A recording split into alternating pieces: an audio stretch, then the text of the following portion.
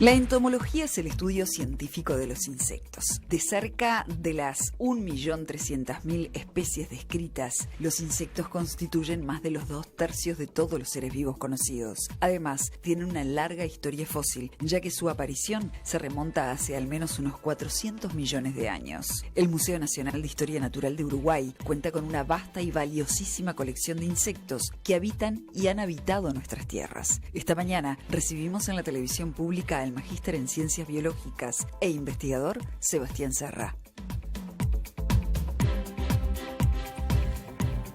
Es un placer recibirte otra vez. Otra vez, sí. Porque nos viniste a hablar de peces. Estás metido en varias colecciones en el museo, pero bueno, ya vamos a profundizar en eso.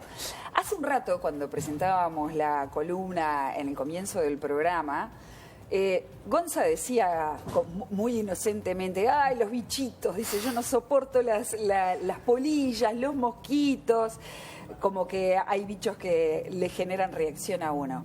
Y me dejó pensando en algo que es bien importante, porque Gonzalo lo planteaba de una manera muy espontánea y muy natural.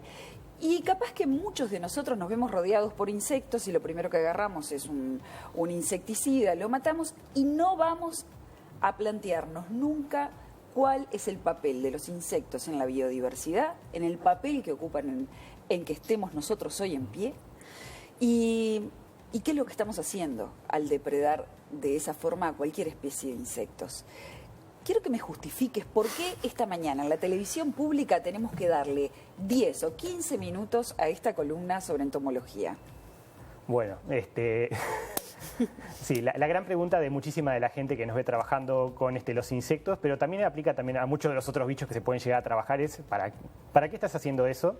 Y gastando tiempo y energía. Y dinero del Estado. Es dinero del Estado y de otros lados, en ver bichitos, digámoslo como lo dicen. Sí, sí.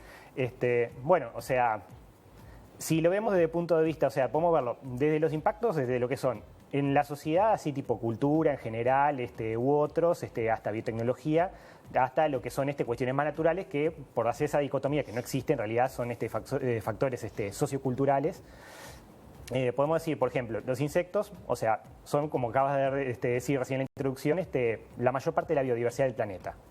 O sea, son el grupo más diverso y están por absolutamente todas las partes del planeta, incluso en la Antártida. Hay algunos, salvo los fondos marinos en todos los demás lugares.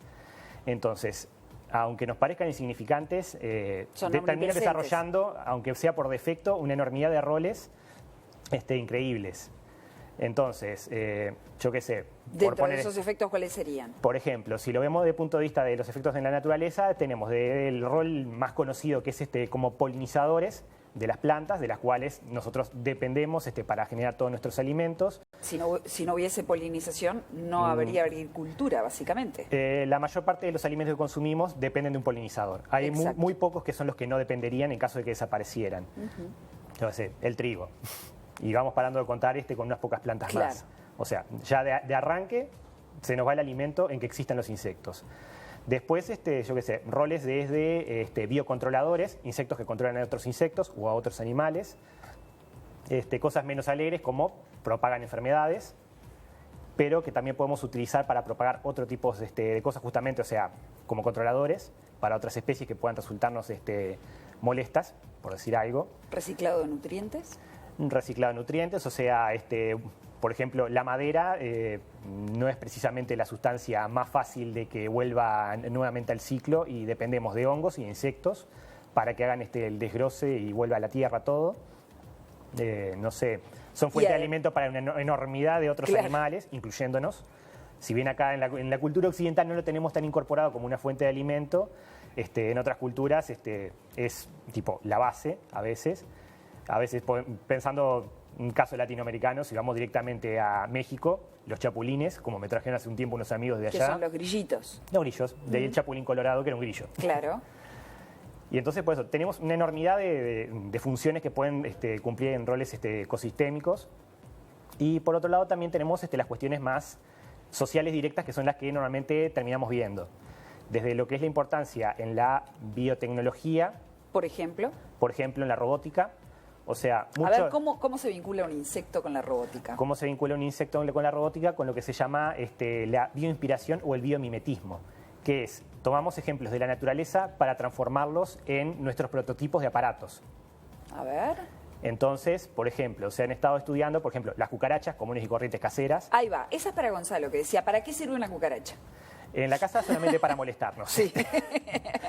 Fuera de eso, o sea, es justamente uno de los insectos esos que son link entre lo que es los desechos y que vuelva todo a recircular en el sistema. O sea, degradan cosas. Exacto.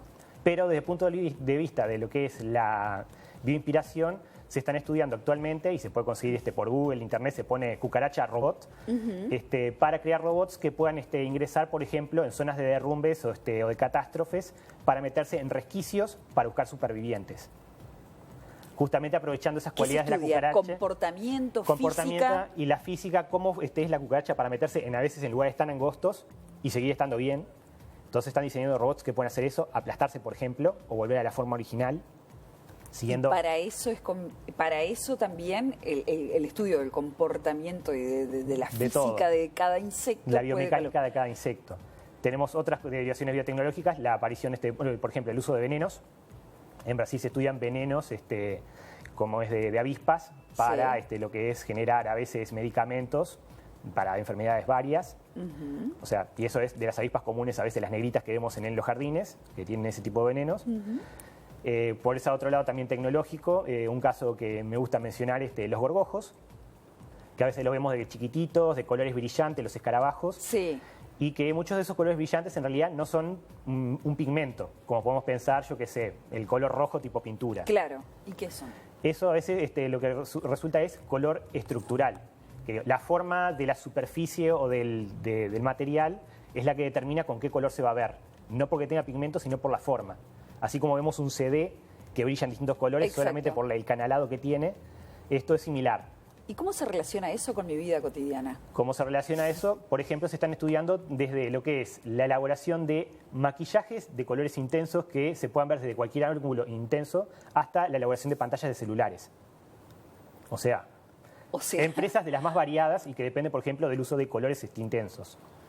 Eso con gorgojos. O sea, podemos relacionar el estudio del movimiento de una cucaracha con un aparato robótico que contribuye a salvar vidas en un derrumbe hasta los colores de un gorgojo que después puede verse repercutiendo en toda esta pantalla tecnología como es de celulares, pantallas y demás.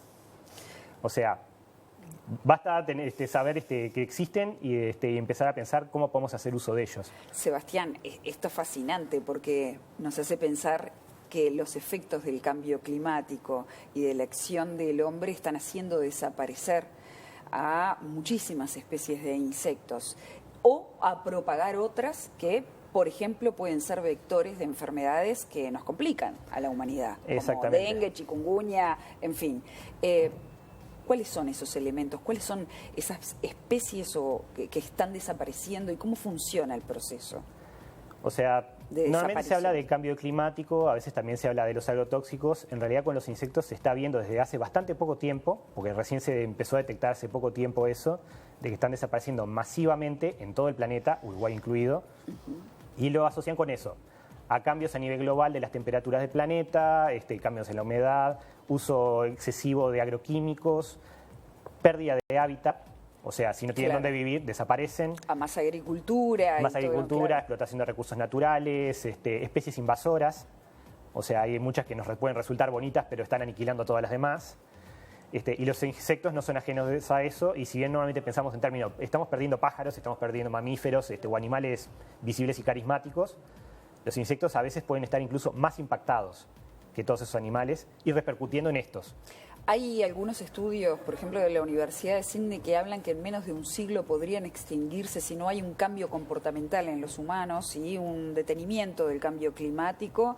En menos de un siglo podrían extinguirse los insectos. Parece bastante catastrófica esta... Seguramente no la totalidad, o sea, han sobrevivido a cataclismos peores que nosotros y seguirán sobreviviendo, pero vamos a perder una proporción probablemente muy alta.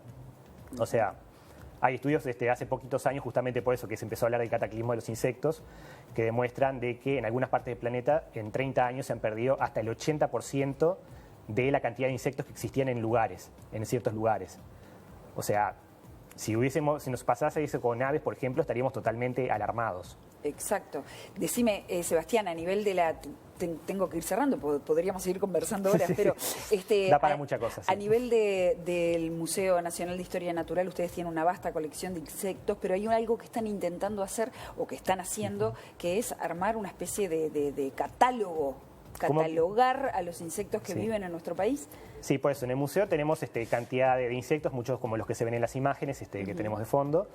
Y sí, o sea, tenemos cosas que datan desde principios de finales del siglo XIX hasta el presente, y lo que estamos intentando en este momento como una de nuestras líneas de investigación, además de lo que es cuestiones de conservación de toda esta diversidad y acervo biológico nacional dentro del museo, una línea que estamos siguiendo con algunos compañeros del museo y de fuera de otras instituciones es generar justamente ese catálogo de base de qué es lo que conocemos. O sea, si no sabemos directamente qué es lo que conocemos, no nos queda claro qué es lo que tenemos que conservar o qué nos falta conocer. Claro.